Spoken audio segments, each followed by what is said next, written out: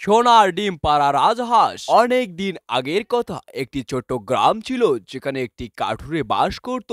সে প্রতিদিন বনে গিয়ে কাঠ কেটে সেই কাঠ বিক্রি করে তার কোনো রকম সংসার চলতো। একদিন ভোরবেলায় উঠেই সে বনে যায় কাঠ কাটতে। সে কোথাও কাঠ খুঁজে পাচ্ছিল না, যার কারণে সে বনের ভিতরে প্রবেশ করে। সে ভিতরে কিছু দূর আগাতেই দেখতে পায় একটি রাজহাঁস একটি কাঠের সাথে দেবড়া খেয়ে আটকা পড়ে আছে এবং ক্যাক ক্যাক করে চিল্লাচ্ছিল। কাঠুরে এটি দেখতে পায় এবং রাজহাঁসটিকে সেখান থেকে উদ্ধার করে তার সাথে বাড়িতে নিয়ে যায়। সেদিনে আর কোনো কাঠ কাটেনি, কিন্তু সেদিন সে কাঠ না কাটার কারণে তার বাড়িতে কোনো খাবার ছিল না, যার কারণে সে এক গ্লাস পানি খেয়ে সেখানে ঘুমিয়ে পড়ে। এক গ্লাস পানি খেয়েই সে রাতটি পার করে দেয়। সকালে উঠতেই সে দেখতে পায় রাজহাঁসটি প্যাক প্যাক করতেছে। সে সামনে আসতেই দেখতে পায় রাজহাঁসটি একটি সোনার ডিম পাড়ে। সে রাজহাঁসের ডিমটি হাতে করে নিয়ে গিয়ে বাজারে বিক্রি করে এবং প্রচুর টাকা কামায়, যার কারণে সে অল্প দিনেই ধনী হতে শুরু করে এবং রাজহাঁসটি প্রতিদিন একটি করে ডিম পাড়তে শুরু করে। এভাবেই বেশ কিছুদিন কেটে যায়, আর এদিকে তার ধন সম্পদ বাড়তেই থাকে। প্রতিদিন সোনার ডিম বিক্রি করার কারণে কাঠুরেকে আর কোনো কাজ করতে হয় না। সে সেই ডিম বিক্রি করেই অনায়াসে দিন পার করে যায়।